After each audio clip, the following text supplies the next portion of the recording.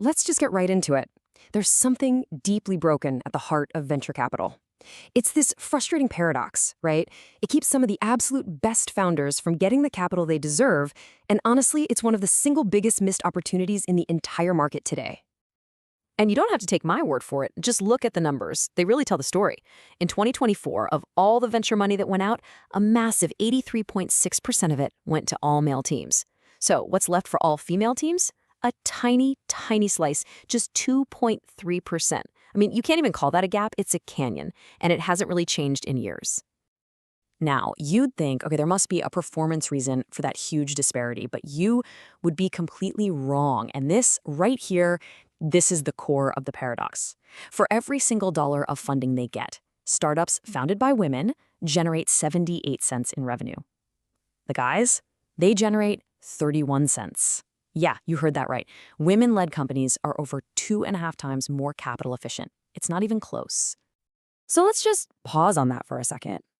We have a group of founders who consistently deliver better returns, but they are systematically being denied capital. This isn't just about fairness, you know? This is a broken market. It's just bad business, which leads us to the one big, central question we're going to tackle. Why on earth is the market failing its absolute top performers?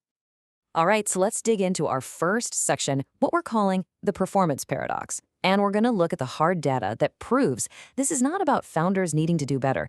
It's about an investment world that is failing to see the incredible value that's right in front of its face. I mean, the proof is just everywhere you look. A big 10-year study found that companies with at least one female founder gave their investors a 63% higher return than the all-male teams. We already talked about that insane 2.5x revenue advantage. But wait, there's more. Data also shows they get to a successful exit, an IPO or a big acquisition, a whole 6 months faster. On every single metric that matters, these companies are just a superior investment class, period. And what's really maddening is that this problem actually gets worse over time. People call it the leaky pipeline. So female-founded teams get that tiny 3.2% of the money at the early seed stage. But as they grow and need more capital, that share just keeps shrinking. By the time a company is raising a big growth round, it's down to a pathetic 1.8%. The system literally makes it harder and harder to succeed the more you prove yourself. Okay, so we've seen the numbers. But what does this actually feel like? Let's talk about the human cost of being one of these high-performing founders, trying to survive what can only be described as a fundraising gauntlet. The day-to-day reality is just this constant draining bias. This is so fascinating. The bias shows up right in the pitch room. Researchers have found that investors ask men and women completely different kinds of questions. Men get promotion questions, big optimistic questions like, how are you going to win the whole market? But women? They get prevention questions, defensive questions, like, how are you going to make sure you don't fail? One is an invitation to paint a huge vision. The other forces you to defend your very existence. And you can imagine the toll that takes. Founders don't just say raising money is hard. They use language like this. They call it a mental health gauntlet. It's a vicious cycle of hearing no for the wrong reasons that leads straight to insomnia, feeling totally demoralized, and just hitting a wall of complete and utter burnout. It feels like the process is designed to break you. And it's not just in the boardroom. It's in the networking that's supposed to get you there. As one founder so perfectly put it, that path to connections is often paved with guys who say they want to help, but really just want to date.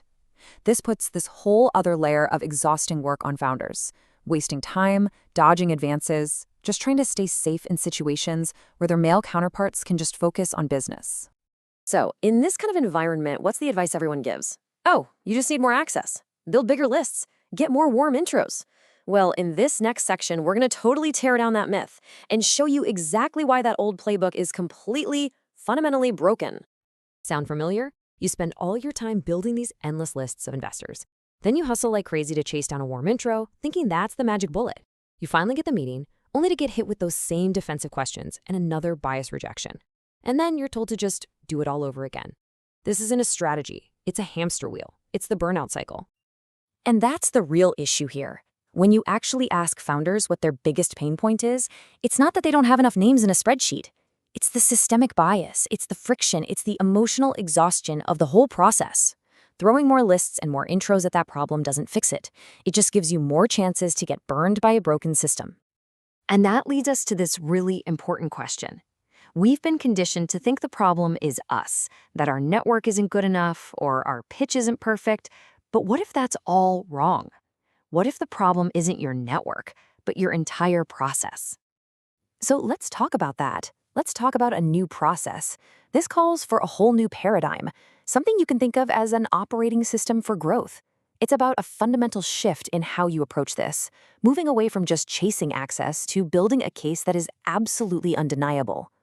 So what is an OS for growth? It's a system. It's process-driven. And here's the key part. It's all about bias-proofing your pitch, your strategy, your entire story before you even think about talking to an investor. It flips the script. It brings the control back to you, the founder, instead of leaving it in the hands of a biased network. And this new OS is built on 3 pillars that attack the exact problems we've been talking about. First, the economic argument. You don't just ask for money. You lead with the hard data about the 2.5x arbitrage. You frame yourself as the massive market opportunity they're missing. Second, you focus on process over access.